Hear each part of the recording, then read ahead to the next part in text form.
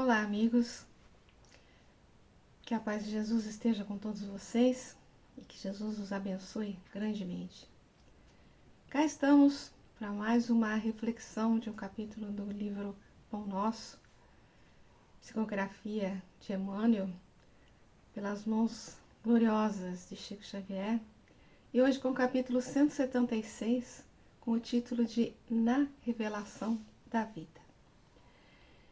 Interessante pensarmos já nesse título, né? Na revelação da vida, porque para nós espíritas, só a palavra revelação já nos remete aí à lembrança das 3 revelações que o mundo maior nos ofertou, né?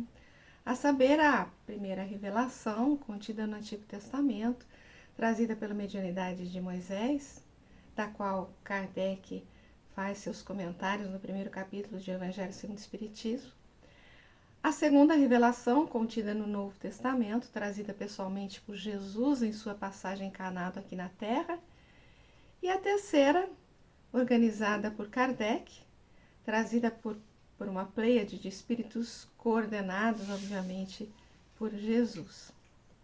E quando se fala em revelação, entendemos que algo que não era conhecido é fornecido, ou algo que não se podia ver ou entrar em contato nos é mostrado. Mas Emmanuel nos fala, nesse título, né, de na revelação da vida. Revelação da vida. E aí nós podemos pensar que a doutrina espírita foi, digamos, quase que encarregada, se que a gente pode dizer assim, de tirar os véus da nossa ignorância, né? Desvelar as leis morais.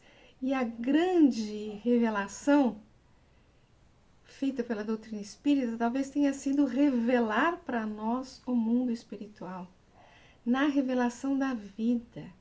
A maior revelação é no sentido da existência da vida após a vida terrena. A verdadeira vida, a vida espiritual, a vida real. Portanto, que há vida após a morte. Talvez tenha assim, essa noção, né, da vida após a morte já tenha existido assim sempre, né?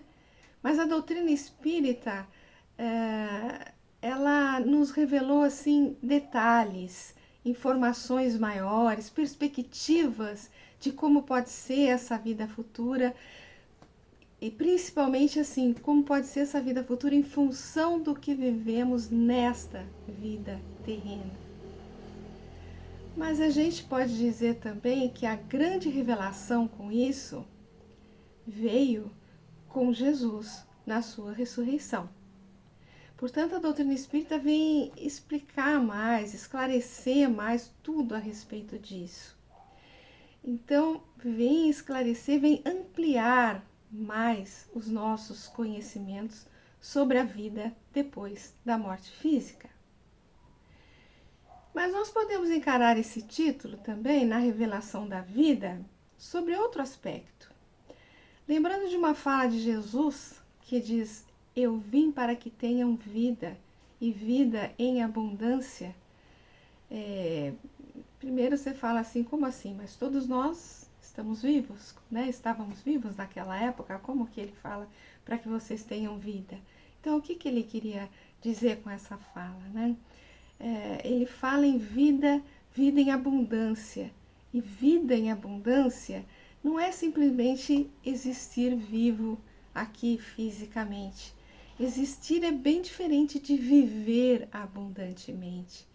Viver representa despertar para a nossa imortalidade, viver consciente da imortalidade e viver em função dela, né? Viver de tal forma que estejamos construindo nossa imortalidade voltada para os princípios cristãos da fraternidade, da caridade, da solidariedade. É viver nesse mundo sabendo que o nosso verdadeiro mundo é o espiritual e que aqui estamos para contribuir com a obra da criação, como está lá na questão 132 do Livro dos Espíritos.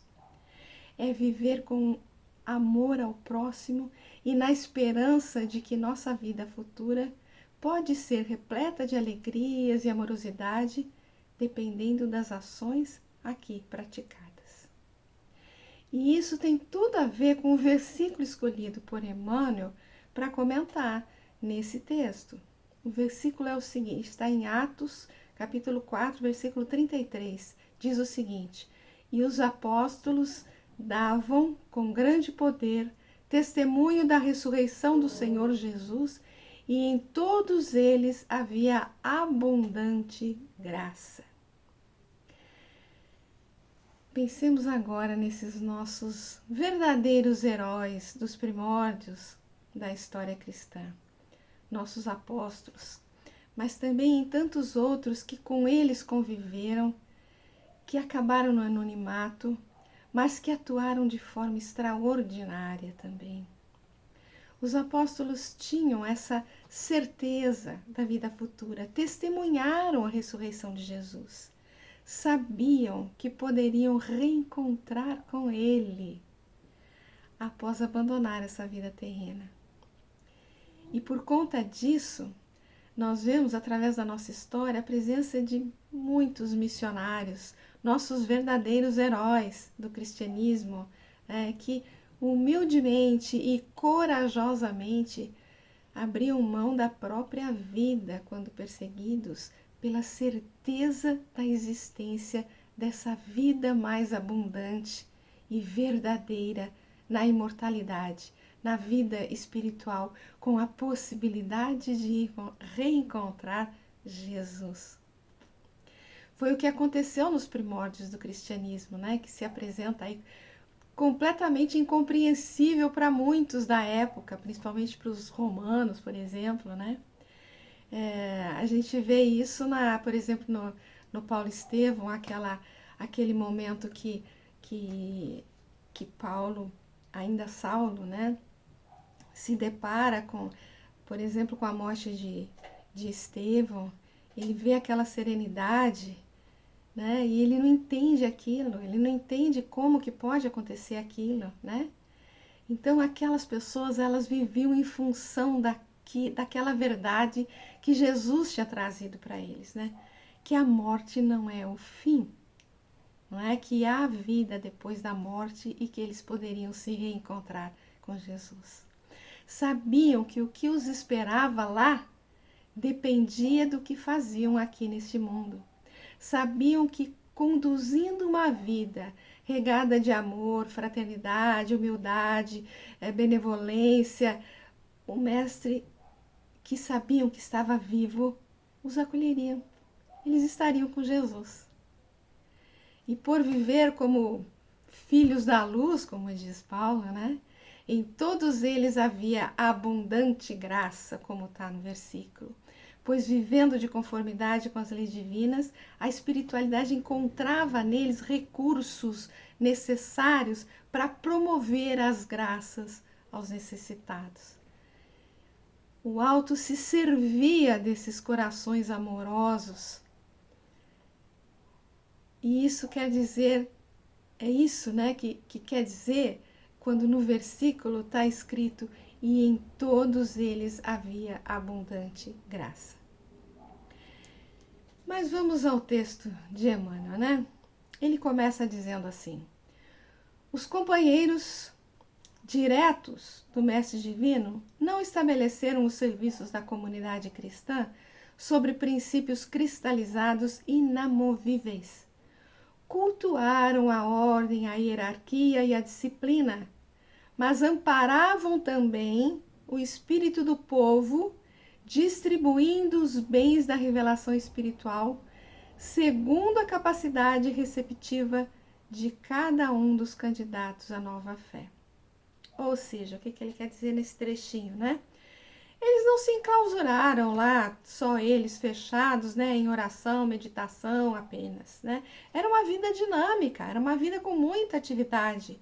Eles tinham lá a sua organização interna, como está dito aí, a ordem, a hierarquia, a disciplina, mas dedicavam-se ao amparo dos necessitados dessa revelação espiritual que receberam, respeitando sempre, né, a capacidade de cada um de receber certas orientações.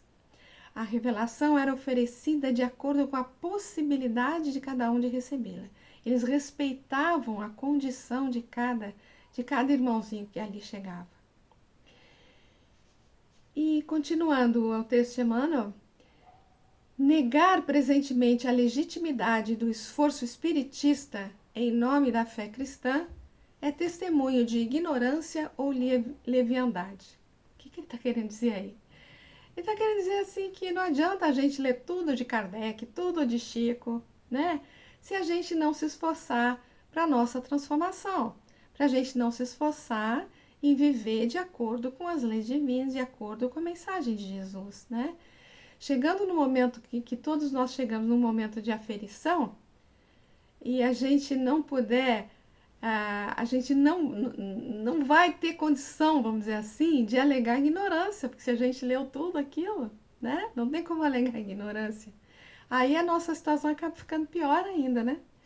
Portanto, vai ser sim, como está escrito ali, um testemunho de ignorância e leviandade. Então, leiamos Kardec, leiamos Chico, leiamos todo o Novo Testamento, né? Mas vamos nos esforçar em viver segundo aquilo que estamos lendo. Prosseguindo com Emmanuel. Os discípulos do Senhor conheciam a importância da certeza na sobrevivência para o triunfo na vida moral. Eles mesmos se viram radicalmente transformados após a ressurreição do amigo celeste, ao reconhecerem que o amor e a justiça regem o ser além do túmulo. Por isso mesmo, atraíam companheiros novos, transmitindo-lhes a convicção de que o Mestre prosseguia vivo e operoso para lá do sepulcro. Muito importante para eles a divulgação dos conhecimentos que Jesus tinha deixado para eles, né? Porque eles sabiam da importância desse conhecimento para cada um. Essencialmente do conhecimento de que a vida prossegue, né? Que a morte não é o fim, que temos uma vida além da morte física. Prosseguindo. Em razão disso, o mistério apostólico não se dividia tão somente na discussão dos problemas intelectuais, da crença e dos louvores adorativos. Os continuadores do Cristo forneciam com grande poder testemunho da ressurreição do Senhor Jesus e, em face do amor com que se devotavam à obra salvacionista, neles havia abundante graça. Então, por trabalharem com amor, com dedicação na divulgação da mensagem do Cristo, né, e no socorro aos necessitados de toda a ordem, o seu testemunho era sempre de amor, de consolo, de amparo, na busca da salvação das ovelhas perdidas da casa de Israel, né, ou das ovelhas sem pastor, como dizia Jesus, né? E como dissemos anteriormente, estavam em perfeita conexão com o mais alto. E o mais alto se servia dessa conexão para que a graça divina lhes fosse ofertada. Portanto, como diz o texto, o versículo, na verdade, né? Neles havia abundante graça. Prosseguindo com Emmanuel. O Espiritismo evangélico vem movimentar o serviço divino que envolve em si não somente a crença consoladora, mas também o conhecimento indiscutível da imortalidade. As escolas dogmáticas prosseguirão alinhando artigos de fé inoperante, congelando as ideias em absurdos afirmativos, mas o espiritismo cristão vem restaurar em suas atividades redentoras o ensinamento da ressurreição individual, consagrado pelo Mestre Divino, que voltou ele mesmo das sombras da morte para exaltar a continuidade da vida. Enfim, meus amigos, esse texto do Emmanuel é maravilhoso.